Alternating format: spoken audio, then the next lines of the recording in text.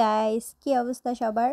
So আজকের ব্লগটা basically একটা শপিং ব্লগ। বাংলাদেশে যাওয়ার আগে আমি নিজের জন্য একটু হালকা পাতলা শপিং করি।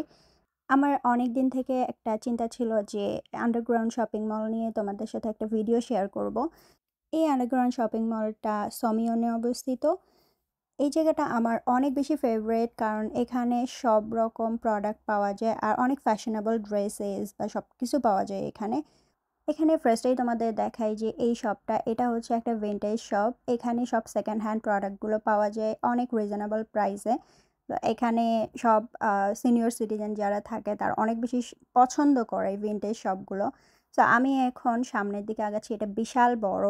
এক সাইডে আছে লটে মল আর আরেক সাইডে হচ্ছে আন্ডারগ্রাউন্ডের যে শপিং মলটা এটা। আর এই সাইডে এইটা শপটা এত বিশাল, এখানে সব রকম অ্যাক্সেসরিজগুলো পাওয়া যায়, এত রিজনেবল থাকে আর অনেক সুন্দর। আমি এই শপটা অনেক বেশি পছন্দ করি। এই রকম টাইপের সবগুলো সাবওয়ে স্টেশনে সবসময় অ্যাভেলেবেল থাকে, অনেক কিউট কিউট প্রোডাক্ট থাকে। অ্যান্ড এটা শুরু এখান থেকে। এখানে দুইটা সাইড আছে, এই পাশে একটা, এই পাশে একটা, এই পাশে একটা। সো আমি এখান থেকে যাই। এখানে দেখতে পাচ্ছ যে একটা বিউটি প্রোডাক্ট শপ, ইন্সফ্রি, অনেক ফেমাস একটা বিউটি প্রোডাক্ট শপ এটা। এর প্রোডাক্টগুলো অনেক বেশি ভালো থাকে, মোটামুটি রিজনেবলের মধ্যে।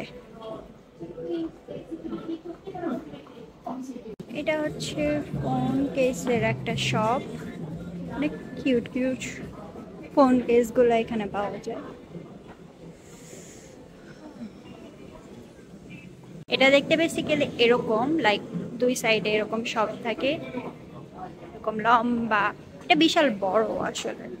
অ্যান্ড এখানকার কালেকশনগুলো মোটামুটি brand, non brand, cheap, expensive সব একসাথে। তাই জিনিসটা অনেক বেশি ভালো। আমার এটা ভালো লাগছে। ফার্স্টে এখানে একটা ছেলেদের শপে ঢুকবো।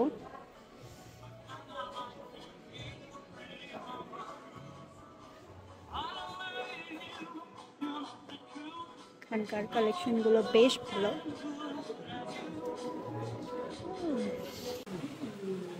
এখানে অনেক বিউটি প্রোডাক্ট শপ আছে।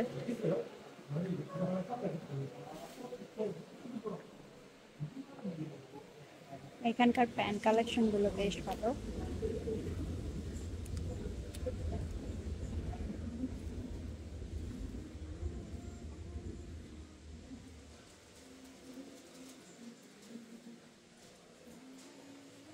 মোটামুটি রিজনেবলের মধ্যে আছে এটা। সে একটা পারফিউমের শপ। ছেলেদের কালেকশনগুলো এত জোস এখানে।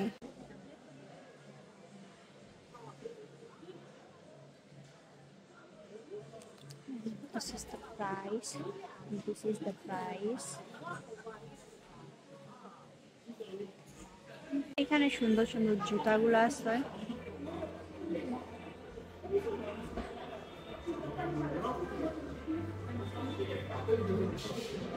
বেশ সুন্দর। এখানকার প্রাইস অনেক বেশি চিপ। আমি এখান থেকে অনেক 2-3 জোড়া জুতা নিচ্ছি। আমি বেসিক্যালি গেছিলাম এখানে একটা ওভারকোট কেনার জন্য, আর খুঁজতে খুঁজতে ফাইনালি এই শপটা পেয়ে যাই।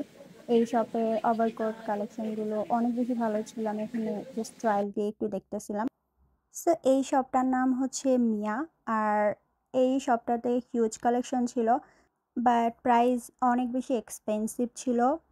আমি যে ওভারকোটটা নিয়েছি এটা 89,000 পড়েছিল।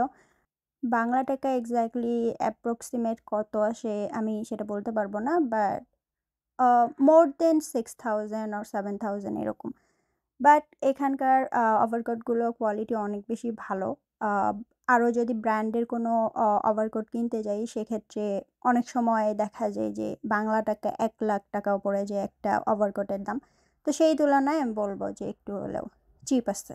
তো এই জায়গায় ছিল অনেকগুলো ফর্মাল প্যান্ট, যেগুলোর প্রাইস অনেক রিজনেবল ছিল, মাত্র 20,000 ছিল। সো এই শপটার কালেকশন বেশ ভালো ছিল। তোমরা যারা কোরিয়াতে থাকো তারা ডেফিনেটলি আন্ডারগ্রাউন্ড শপিং মলগুলো একটু এক্সপ্লোর করে দেখতে পারো। আই থিঙ্ক এখানকার ফ্যাশনেবল ড্রেসেসগুলো অনেক বেশি ভালো লাগবে।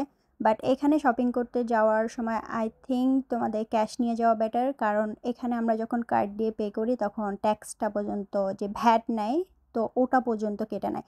সো বেটার যে ক্যাশ দিয়ে করা, তাহলে 2-3 হাজার এরকম কম থাকে, আর কার্ড দিয়ে পে করলে 2-3 হাজার একটু বেশি পে করতে হয়। আমার আসলে আরও অনেক কিছুই নিতে ইচ্ছা করতেছিল, বাট আমার ওভারকোটের প্রাইস আমার বাজেট ক্রস করে গেছে। সো যাই হোক, আমার শপিং ডান। এখানে তোমরা দেখতে পাচ্ছ যে একটা সাবওয়ে স্টেশন কতটা সুন্দরভাবে ডেকোরেশন করা। আসলে এটা সোমিয়ন আর এটা মেইন পয়েন্ট সাবওয়ে।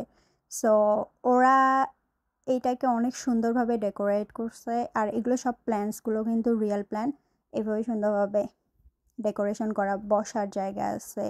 এই জায়গাটা থেকে অনেক ক্লায়েন্ট চলে গেছে সাবওয়ে, দ্যাটস ওয়াই এটাকে এইভাবে ওরা ডেকোরেশন করে ফেলছে। সো যাই হোক, আমার আসলে কাজ শেষ, আমি এখন বাসায় চলে যাব। এই তো আমি সাবওয়ের জন্য ওয়েট করছি। সো যাই হোক, আজকের জন্য এই পর্যন্তই। দেখা হবে নেক্সট ব্লগে, but please subscribe my YouTube channel and follow my Instagram. আল্লাহ হাফেজ।